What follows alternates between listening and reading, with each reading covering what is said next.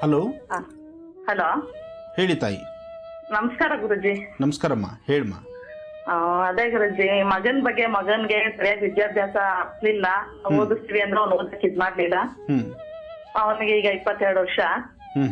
ಅವನ್ ಫ್ಯೂಚರ್ ಹೆಂಗೆ ಏನು ಮುಂದೆ ಅನ್ಬಿಟ್ಟು ತುಂಬಾ ಭಯ. ಇದನ್ನಮ್ಮ ಮಗ ಪಕ್ಕದಲ್ಲಿದ್ದಾರಾ? ನಮ್ ಕಡೆ ಎಲ್ಲ ಸ್ವಲ್ಪ ನಮ್ಮನ್ನ ನೋಡಿ ಸ್ವಲ್ಪ ಹಂಗೆ ಹಿಂಗೆ ಅಂತಾನೆ ಸ್ವಲ್ಪ ಇದ್ ಮಾಡ್ತಾರೆ. ನೆಮ್ಮದಿ ಇಲ್ಲ. ಅದಕ್ಕೆ ನನ್ ಮಗನ್ ಹಿಂಗೆ ಅಂತ ಮತ್ತೆ ಈಗ ಒಂದ್ ಸೈಟ್ ತಗೊಳ್ತಾ ಇದ್ವಿ ಗುರುಜಿ. ಅಲ್ಲಮ್ಮ, ಈಗ ಮಗ ನಿಮ್ಮ ಹತ್ರ ಇದ್ದಾನ? ಇದಾನೆ ಗುರುಜಿ. ಕೊಡಿ ಮಗನ ಫಸ್ಟ್ ಫೋನ್ ಕೊಡ್ತೀನಿ ಗುರುಜಿ. ನಮಸ್ಕಾರ ಗುರುಜಿ. ನಮಸ್ಕಾರಪ್ಪ. ಏನ್ ಮಾಡ್ತಿದ್ರಿ? ಹಲೋ. ಹಲೋ, ತಾವೇನ್ ಮಾಡ್ತಿದ್ದೀರಿ? ಓದ್ತಾ ಇದ್ದೀರಾ? ಜಾಬ್ ಮಾಡ್ತಾ ಇದ್ದೀರಾ? ಜಾಬ್ ಆಗಿದ್ದೀನಿ ಗುರುಜಿ ಇವಾಗ. ಹೌದಾ, ಏನ್ ಕೆಲಸ ಮಾಡ್ತಿದ್ದೀರಿ? ಇವಾಗ ಕೆಲಸ ರೀಟೇಲ್ ಇದ್ದೀನಿ ನಾನು. ಆರೋಗ್ಯ ಶೋರೂಮ್ ಅಂತ ಹೇಳಿ ಬಟ್ಟೆ ಇದ್ರಲ್ಲಿ ಮಾಡ್ತಿರೋದು. ಒಳ್ಳೇದಾಗ್ಲಿ. ನಿಮ್ಮ ಪೂರ್ತಿ ಹೆಸರು ಹೇಳಿ. ರವೀಂದ್ರ ಅಂತ. ಹಾ. ನಿಮ್ಮ ಮನೆ ದೇವರ ಹೆಸರು ಹೇಳಪ್ಪ. ಬೋರೆ ದೇವರು, ಭೈರವೇಶ್ವರ. ಒಳ್ಳೇದಾಗ್ಲಿ. ಪ್ರಸ್ತುತ ನಿನ್ನ ಸ್ವರತರಂಗ ಪ್ರಕಾರ ಆರ್ಥಿಕ ಪರಿಸ್ಥಿತಿಯಲ್ಲಾಗಲಿ, ಮನಸ್ಸಿಗೆ ನೆಮ್ಮದಿಯಾಗಲಿ, ಅಥವಾ ನಿನ್ನ ಪರಿಸರದಲ್ಲಿರ್ತಕ್ಕಂಥವ್ರು ನಿನ್ನನ್ನು ನೋಡ್ತಕ್ಕಂಥ ರೀತಿಯಾಗಲಿ, ಇದು ಯಾವುದೂ ಸಮಂಜಸವಾಗಿಲ್ಲ. ಇನ್ನು 9 ತಿಂಗಳು, ಮುಂದಿನ 9 ತಿಂಗಳ ತನಕ ಸಣ್ಣ ಪುಟ್ಟ ಸಮಸ್ಯೆಗಳು ಎದುರಾಗ್ತಾನೆ ಇರುತ್ತೆ. ಅದಕ್ಕಾಗಿ ಸಾಧ್ಯವಾದರೆ ಪ್ರತಿ ಹುಣ್ಣಿಮೆ ಕಾಲದಲ್ಲಿ, ಪ್ರತಿ ಪೌರ್ಣಮಿ ತಪ್ಪದಿರ ಹನುಮನ ಆಲಯಕ್ಕೆ ಹೋಗ್ಬಾ. ಆಂಜನೇಯ ಸ್ವಾಮಿ ದರ್ಶನ ಮಾಡು. ಹುಣ್ಣಿಮೆ ದಿವಸ ಸಾಧ್ಯವಾದರೆ ಒಂದಿಷ್ಟು ಕಬ್ಬಿನ ಹಾಲು ತೆಗೆದುಕೊಂಡೋಗಿ ದೇವರು ಕೊಟ್ಟು ಪ್ರಾರ್ಥನೆ ಮಾಡು. ಮತ್ತು ಪ್ರತಿ ಗುರುವಾರ ಅಶ್ವತ್ಥನಾರಾಯಣನ ಪ್ರಾರ್ಥನೆ ಮಾಡು. ಇದಿಷ್ಟನ್ನ ನೀನು ಮಾಡ್ಕೊಂಡು ಬಂದರೆ ನಿನ್ನ ಕೆಲಸದಲ್ಲಿ, ನಿನ್ನ ವಿದ್ಯಾಭ್ಯಾಸದಲ್ಲಿ, ಅಥವಾ ನೀನು ಮುಂದೆ ಏನು ಮಾಡಬೇಕು ಅಂದ್ಕೊಂಡಿದ್ಯಾ ಅದಕ್ಕೊಂದಿಷ್ಟು ಪ್ರಗತಿ ಸಿಗುತ್ತೆ. ಇಷ್ಟು ಮಾಡಪ್ಪ. ಒಳ್ಳೇದಾಗ್ಲಿಪ್ಪ.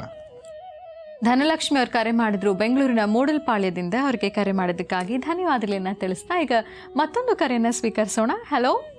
ಹಲೋ, ನಮಸ್ತೆ. ನಮಸ್ತೆ ಮೇಡಮ್. ನಿಮ್ಮ ಹೆಸರು ಹೇಳಿಮಾ? ನನ್ನ ಹೆಸರು ವಿಜಯಲಕ್ಷ್ಮಿ ಅಂತ. ಎಲ್ಲಿಂದ ಕರೆ ಮಾಡಿದ್ದೀರಾ? ಇದು ಬಳ್ಳಾರಿ ಡಿಸ್ಟ್ರಿಕ್ಟ್ ಹೊಸಪೇಟೆ ಅಂತ ಕರೆ ಮಾಡ್ತಿದ್ದೀನಿ. ಯಾರ ಬಗ್ಗೆ ಮಾತಾಡ್ಬೇಕಿತ್ತು? ನನ್ನ ಬಗ್ಗೆ, ನನ್ನ ತಮ್ಮನ ಬಗ್ಗೆ ಮಾತಾಡ್ಬೇಕಿತ್ತು ನಾನು. ಮಾತಾಡಿಮ್ಮ, ಗುರುಜಿ ಇದ್ದಾರೆ. ನಮಸ್ತೆ ಗುರುಜಿ. ನಮಸ್ತೆ ತಾಯಿ, ಹೇಳಮ್ಮ.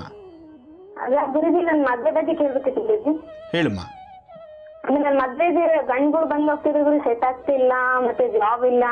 ನಮ್ಮ ಮನೆಯಲ್ಲಿ ತುಂಬಾ ಕಷ್ಟ ಇದೆ ಗುರುಜಿ. ನನ್ನಿಂದ ಕಷ್ಟ ಅಂತ ಅನ್ಸಿದ್ರೆ ಗುರುಜಿ. ನಿನ್ನಿಂದನೇ ಕಷ್ಟ ಅನ್ಸ್ಕೊಂಡ್ಬಿಟ್ಟಿದ್ಯಾ? ಅಂತ ಅಂತಿದ್ರೆ ಗುರುಜಿ. ನನ್ನ ಮದುವೆ ಆದ್ರೆ ಇದಾಗುತ್ತೆ ಅಂತ ಹೇಳ್ತಿದ್ರು ಗುರುಜಿ, ಮನೆ ಚೆನ್ನಾಗಾಗುತ್ತೆ ಅಂತ. ನೀನ್ ಮದುವೆ ಆಗಿ ಹೋದ್ರೆ ನಿಮ್ ಮನೆ ಚೆನ್ನಾಗಿರುತ್ತೆ ಅಂತ. ಮನೆ ಪರಿಸರ ಹಾ ಗುರುಜಿ. ಚಿಂತೆ ಮಾಡ್ಬೇಡ, ನೀನು ಬಹಳ ಅದೃಷ್ಟವಂತ ಇದೆಯಾ. ನೀನು ತವ್ರ ಮನೆಯಲ್ಲೂ ಚೆನ್ನಾಗಿರ್ತೀಯ, ಗಂಡನ ಮನೆಯಲ್ಲೂ ಚೆನ್ನಾಗಿರ್ತೀಯ. ಆದರೆ ಜನ್ಮದ ಆರಭ್ಯ ಕೆಲವು ಪ್ರಾರಬ್ಧ ಕರ್ಮದಿಂದ ನಿನ್ನ ಎಲ್ಲಾ ತರದಲ್ಲೂ, ನಿನ್ನ ವಿದ್ಯಾಭ್ಯಾಸದಿಂದ ಮೊದಲುಕೊಂಡು ನೀನು ಹಾಕುವ ಪ್ರತಿಯೊಂದು ಹೆಜ್ಜೆನಲ್ಲೂ ಅಡುಕು ತೊಡಕುಗಳನ್ನು ನೋಡ್ತಾನೆ ಇದೆಯಾ. ಹೌದಮ್ಮ, ಯಾಕೆಂದ್ರೆ ನಿನ್ನ ಸ್ವರತರಂಗದಲ್ಲಿ ಶನಿ ಮತ್ತು ಕೇತು ಇರ್ತಕ್ಕಂಥ ಆಸ್ಥಾನ ಅಷ್ಟು ಸಮಂಜಸವಾದಲ್ಲದ್ರಿಂದ ನೋಡಿ, ಕಳೆದ 2 ತಿಂಗಳ ಹಿಂದೆ ಮೊಣಕಾಲ್ಗೂ ಸ್ವಲ್ಪ ಪೆಟ್ಟು ಮಾಡ್ಕೊಂಡಿರ್ಬೇಕು ನೀನು. ಗೋರೇಭ್ಯೋ ಗೋರೇಭ್ಯೋ ಗೋರಗೋರತರೇಭ್ಯಂ ಸರ್ವೇಭ್ಯ ನಮಸ್ತೆ ಅಸ್ತು ರುದ್ರರೂಪೇಭ್ಯ ತತ್ಪುರುಷಾಯ ವಿದ್ಮಹೇ ಮಹಾದೇವಾಯ ಧೀಮಹಿ ತನ್ನೋ ರುದ್ರ ಪ್ರಚೋದಯಾತ್. ನಮಃ ಸೂರ್ಯಾಯ ಚಂದ್ರಾಯ ಮಂಗಳಾಯ ಬುಧಾಯ ಚ ಗುರು ಶುಕ್ರ ಶನಿಭ್ಯಶ್ಚ ರಾಹವೇ ಕೇತುವೇ ನಮಃ. ರಾಶಿಫಲಗಳನ್ನು ಇವತ್ತು ಪ್ರತಿಯೊಬ್ಬರೂ ಕಿವಿಗೊಟ್ಟು ಆಲಿಸಬೇಕು. ಅಮಾವಾಸ್ಯೆ ಪೌರ್ಣಮಿಗಳಲ್ಲಿ ರಾಶಿಫಲಗಳಲ್ಲಿ ಇರ್ತಕ್ಕಂತಹ ಎಚ್ಚರಿಕೆಗಳನ್ನು, ಲಾಭ ಇರಲಿ ನಷ್ಟ ಇರಲಿ, ಅಥವಾ ಇವತ್ತು ಬಂದೊದಗತಕ್ಕಂತಹ ಸಮಸ್ಯೆಗಳಿರಲಿ, ಏನೇ ಇದ್ದರೂ ಸ್ವಲ್ಪ ಮಟ್ಟಿಗೆ ರಾಶಿಫಲವನ್ನು ಗಮನಿಸಿ ಬರ್ತಕ್ಕಂತಹ ಸಮಸ್ಯೆಗಳು, ಗಂಡಾಂತರಗಳನ್ನು ಅಲ್ಲಿಂದಲೇ ದೂರ ಮಾಡ್ಕೊಳ್ಬಹುದಂತ ಚಿಕ್ಕದಾಗಿ ಚುಟುಕಾಗಿ ನಾವು ಮಾಡ್ಕೊಳ್ಬೋದಂಥ ಅನುಷ್ಠಾನಗಳನ್ನು, ಯಾವುದೇ ಆದರೂ ಪರಿಹಾರ ಭಾಗ ಇದೆಯಲ್ಲ ಅದು ಬಹಳ ಮುಖ್ಯ. ಸಮಸ್ಯೆ ಇದೆ ಅಂತ ಹೇಳೋದಕ್ಕಿಂತ ಸಮಸ್ಯೆಗೊಂದು ಪರಿಹಾರವನ್ನು ಹುಡುಕುವಂಥದ್ದು, ಅದು ಜ್ಯೋತಿಷ್ಯದಲ್ಲಾಗಲಿ ಅಥವಾ ಧರ್ಮದಲ್ಲಾಗಲಿ, ಯಾರೊಬ್ಬ ವ್ಯಕ್ತಿ ಯಾವುದೇ ಒಂದು ಸಮಸ್ಯೆ ಅಂತ ಮುಂದಿಟ್ಕೊಂಡು ಹೋದಾಗ ಆ ಸಮಸ್ಯೆಗೊಂದು ಪರಿಹಾರ ಕೊಡುವಂಥ ಚೈತನ್ಯ ಆ ವ್ಯಕ್ತಿಯಲ್ಲಿರಬೇಕು. ಆಗಲೇ ಆ ಒಂದು ನಾವು ಹೊರಟು ಆ ವ್ಯಕ್ತಿ ಮುಂದೆ ತಲೆಬಗ್ಸಿ ನಿಂತಾಗೂ ಸಹಿತ ದಾರಿ ಆಗುವಂಥದ್ದು. ಹಾಗೆ ಭಗವಂತನ ಹತ್ರ ತಲೆಬಗ್ಸಿ ನಿಂತಾಗ ನಮಗೆ ಪರಿಹಾರ ಅಂತಕ್ಕಂಥದ್ದು, ಹಾಗೆ ಸಮಸ್ಯೆಗೊಂದು ಸೂಕ್ತವಾದಂತಹ ಪರಿಹಾರ ಅಥವಾ ಸಮಸ್ಯೆಗಳನ್ನು ಅಲ್ಲಿಂದಲೇ ದೂರ ಮಾಡ್ಕೊಳ್ಳುವಂಥ ಒಂದು ಚೈತನ್ಯ ಶಕ್ತಿ ಭಗವತ್ ಸಾನ್ನಿಧ್ಯದಲ್ಲಿರುತ್ತೆ. ಅಂತಹ ಒಂದು ವೈಶಿಷ್ಟ್ಯತೆ, ವಿಶೇಷತೆಯನ್ನು ನಾವು ಈ ರಾಶಿಫಲದಲ್ಲಿ ತಿಳ್ಕೊಳ್ಬಹುದು. ರಾಶಿಗಳಲ್ಲಿ ಮೊದಲನೇ ರಾಶಿ ಮೇಷರಾಶಿ. ಮೇಷರಾಶಿಯಲ್ಲಿರ್ತಕ್ಕಂಥವ್ರು, ರಾಶಿಫಲದಲ್ಲಿ ಮೇಷರಾಶಿಯವರಿಗೆ ಚಂದ್ರ ಮತ್ತು ಬುಧ ಇರತಕ್ಕಂಥದ್ದು, ಗುರು ಮತ್ತು ಶುಕ್ರ ಇರತಕ್ಕಂಥ ಆಸ್ಥಾನ ಅಷ್ಟು ಸಮಂಜಸವಾದಲ್ಲದರಿಂದ ಸಣ್ಣ ಪುಟ್ಟ ಸಮಸ್ಯೆಗಳೇ ದೊಡ್ಡ ದೊಡ್ಡ ಸಮಸ್ಯೆಗಳಾಗಿ ಮಾರ್ಪಡ್ತಾ ಇರುತ್ತೆ.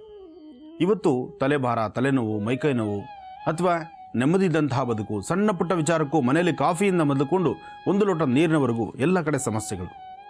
ಮೇಷರಾಶಿಯವರು ನಾನು ಏನಾದ್ರು ಮಾತಾಡಬೇಕಾ ಬೇಡವಾ, ಅಥವಾ ನಾನು ಇವತ್ತು ಯಾವುದೇ ಕೆಲಸ ಮಾಡಿದರೆ ಸುಮ್ಮನಿದ್ರೆ ಒಳ್ಳೆಯದಾ, ಈ ಪ್ರಕಾರವಾದಂತಹ ಮನಸ್ಥಿತಿ ಉಳ್ಳವರಾಗ್ಬಿಡ್ತೀರಿ. ಕಾರಣ ಸಮಸ್ಯೆ ಅಂತಕ್ಕಂಥದ್ದು ಅಷ್ಟು ಬೆನ್ನೇರ್ತಾ ಬರುತ್ತೆ. ಅದರಿಂದ ಸ್ವಲ್ಪ ಜೋಪಾನ. ಯಾವುದೇ ಒಂದು ವಿಚಾರವಾದರೂ ಮೇಷರಾಶಿಯವರು ದುಡುಕಕ್ಕೆ ಹೋಗಬೇಡಿ.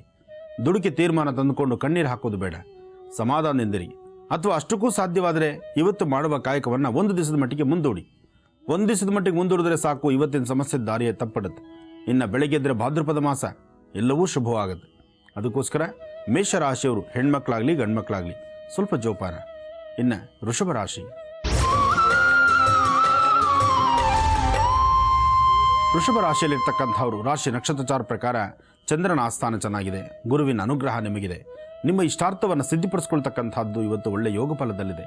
ಇವತ್ತು ನೀವು ಅಂದುಕೊಂಡಿದ್ದಕ್ಕಿಂತ ಹೆಚ್ಚಿನಾಗಿ ಸಾಕಷ್ಟು ಅನುಕೂಲಗಳನ್ನು ಸಿದ್ಧಿಪಡಿಸ್ಕೊಳ್ತೀರಿ. ಮಧ್ಯಾಹ್ನ 2 ಗಂಟೆಯಿಂದ 6 ಗಂಟೆಯ ತನಕ ಸ್ವಲ್ಪ ಎಚ್ಚರಿಕೆಯ ನಡೆಯಬೇಕು. 2 ರಿಂದ 6 ಮಧ್ಯದಲ್ಲಿ ಆಗುವಂತಹ ಸಣ್ಣ ಪುಟ್ಟ ಬದಲಾವಣೆಗಳು, ಸಣ್ಣ ಪುಟ್ಟ ಸಮಸ್ಯೆಗಳು ನಿಮ್ಮನ್ನು ಬೆಂಬಡದೆ ಬಾಧಿಸುವಂಥದ್ದಿರುತ್ತೆ. ಈ ಸಮಯದಲ್ಲಿ ಸ್ವಲ್ಪ ಎಚ್ಚರಿಕೆಯಿಂದಿರಿ. ಜೊತೆಗೆ ವೃಷಭ ರಾಶಿಯಲ್ಲಿರ್ತಕ್ಕಂಥ ಹೆಣ್ಣುಮಕ್ಕಳು ಮನೆಯಿಂದ ಆಚೆ ಹೊರಡುವಾಗ ಒಂದು ಚಿಟಿಕೆಯಷ್ಟು ಹೆಸರು ಕಾಳು ಅಥವಾ ಹೆಸರುಬೇಳೆ ಎರಡೂ ಇಲ್ಲ ಅಂದರೆ ಅಕ್ಕಿ ಆದರೂ ಸರಿಯೇ, ಒಂದು ಚಿಟಿಕೆಯಷ್ಟು ತೆಗೆದುಕೊಂಡು ಪೂರ್ವಾಭಿಮುಖವಾಗಿ ನಿಂತು ದೃಷ್ಟಿ ತೆಗೆದು ಅದನ್ನು ಹಸಿರು ಗಿಡದ ಮೇಲೆ ಹಾಕಿ. ಆಗ ಸ್ವಲ್ಪ ಮಟ್ಟಿಗೆ ನೆಮ್ಮದಿ ಕಾಣ್ತೀರಿ. ಇನ್ನು ಇವತ್ತು ನೀವು ಸಾಕಿರ್ತಕ್ಕಂತಹ ನಿಮ್ಮ ಸಾಕು ಪ್ರಾಣಿಗಳು, ಮನೆ ಸುತ್ತಮುತ್ತ ಇರ್ತಕ್ಕಂಥ ನೀವು ಸಾಕಿದ್ರೂ ಸರಿಯೇ ಅಥವಾ ಬೀದಿಯಲ್ಲಿರ್ತಕ್ಕಂಥ ಶ್ವಾನಗಳಾದರೂ ಸರಿಯೇ, ವೃಷಭ ರಾಶಿಯವರು ನಿಮ್ಮ ಕೈಯಿಂದ ಒಂದಿಷ್ಟು ಏನಾರು ಪದಾರ್ಥಗಳನ್ನು ತಿನ್ನಲಿಕ್ಕೆ ಹಾಕಿ. ಆಗ ಮತ್ತಷ್ಟು ಸಮಸ್ಯೆಗಳಿಗೆ ಒಂದಿಷ್ಟು ದಾರಿದೀಪವಾಗುತ್ತೆ. ಇನ್ನು ಮಿಥುನ ರಾಶಿ. ಮಿಥುನ ರಾಶಿಯಲ್ಲಿರ್ತಕ್ಕಂಥವರು ರಾಶಿ ಬಲದಲ್ಲಿ ಮಿಥುನ ರಾಶಿಯವರಿಗೆ ಚಂದ್ರ ಮತ್ತು ಬುಧ ಇರತಕ್ಕಂಥ ಆಸ್ಥಾನ, ಗುರು ಮತ್ತು ಶುಕ್ರ ಇರತಕ್ಕಂಥ ಆಸ್ಥಾನ ಮಹತ್ತರವಾಗಿದೆ. ಇವತ್ತಿನ ಸಕಲವಾದಂತಹ ಇಷ್ಟಾರ್ಥಗಳನ್ನು ಸಿದ್ಧಿಪಡಿಸ್ಕೊಳ್ತಕ್ಕಂತಹ ಯೋಗ ಫಲವೂ ನಿಮ್ಮದು. ಆದರೂ ಸಣ್ಣ ಪುಟ್ಟ ವಿಚಾರಕ್ಕೂ ಭಾಳ ತಲೆ ಕೆಡಿಸ್ಕೊಳ್ತೀರಿ. ತುಂಬ ಟೆನ್ಷನ್ ವರ್ಕ್ ಆಗುತ್ತೆ, ಅಥವಾ ಮಾಡುವ ಕಾಯಕಗಳಲ್ಲಿ ತೃಪ್ತಿ ಇಲ್ಲದಂಥ ರೀತಿಯಲ್ಲಿರುತ್ತೆ. ಏನೋ ಒಂದು ತರಹ ಸಮಸ್ಯೆನೋ ಅಥವಾ ಕಷ್ಟವೋ ಅಥವಾ ನಮ್ಮ ಗ್ರಹಗತಿಗಳೇ ಸರಿ ಇಲ್ವೇನೋ, ಈ ಪ್ರಕಾರದಂಥ ಮನಸ್ಥಿತಿ. ಇದನ್ನೆಲ್ಲ ಪರಿಹರಿಸ್ಕೋಬೇಕಾದ್ರೆ ಒಂದು ಚಿಟಿಕೆಯಷ್ಟು ಉದ್ದಿನಕಾಳು ಅಥವಾ ಉದ್ದಿನಬೇಳೆ ಒಂದು ಚಿಟಿಕೆಯಷ್ಟು ತೆಗೆದುಕೊಂಡು ನೈಋತ್ಯಾಭಿಮುಖವಾಗಿ ನಿಂತು ದೃಷ್ಟಿ ತೆಗೆದು ಅದನ್ನು ಯಾವುದಾದ್ರೂ ಒಂದು ಮೂಲೆಯಲ್ಲಿ ಇಟ್ಟು ಬಂದು ಪುನಃ ಸಂಜೆ ಸೂರ್ಯಾಸ್ತಮ ಆದ ನಂತರ, ಅಂದರೆ ಕತ್ತಲಿರುವ ಕಾಲದಲ್ಲಿ ಅದನ್ನು ಹಸಿರು ಗಿಡದ ಮೇಲೆ ಹಾಕಿ. ಆಗ ಸ್ವಲ್ಪ ಮಟ್ಟಿಗೆ ನೆಮ್ಮದಿ ಕಾಣ್ತೀರಿ. ಒಳ್ಳೆಯದಾಗಲಿ. ವೀಕ್ಷಕರೇ, ಇನ್ನುಳಿದ ರಾಶಿಗಳ ಈ ದಿನದ ಫಲಾಫಲಗಳೇನು ಅನ್ನೋದನ್ನು ತಿಳಿಸ್ಕೊಡ್ತಾರೆ ಗುರುಜವರು ಮುಂದಿನ ಭಾಗದಲ್ಲಿ. ಜೊತೆಗೆ ನಿಮ್ಮ ಕರೆಗಳನ್ನು ಕೂಡ ಸ್ವೀಕರಿಸ್ತೀವಿ. ಹಾಗೆಯೇ ಈ ದಿನದ ಅಮಾವಾಸ್ಯ ವಿಶೇಷ ತಂತ್ರಸಾರ ಯಾವುದು ಅದನ್ನು ಕೂಡ ತಿಳ್ಕೊಳ್ಳೋಣ ಮುಂದಿನ ಭಾಗದಲ್ಲಿ. ಈಗ ಮಹರ್ಷಿವಾಣಿ ನೇರ ಪ್ರಸಾರ ಕಾರ್ಯಕ್ರಮದಲ್ಲಿ ಚಿಕ್ಕದೊಂದು ವಿರಾಮ.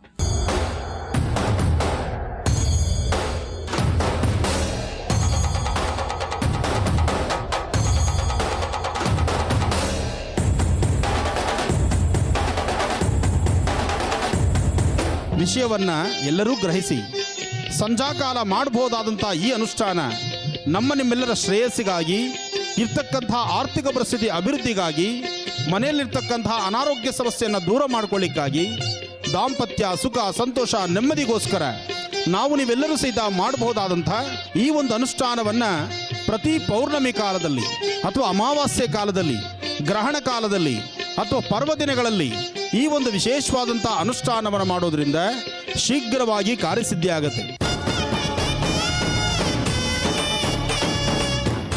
ವೀಕ್ಷಿಸಿ ವಿಶೇಷ ಮಹರ್ಷಿವಾಣಿ ಇದೇ ಶನಿವಾರ ಬೆಳಗ್ಗೆ 8 ಗಂಟೆಗೆ.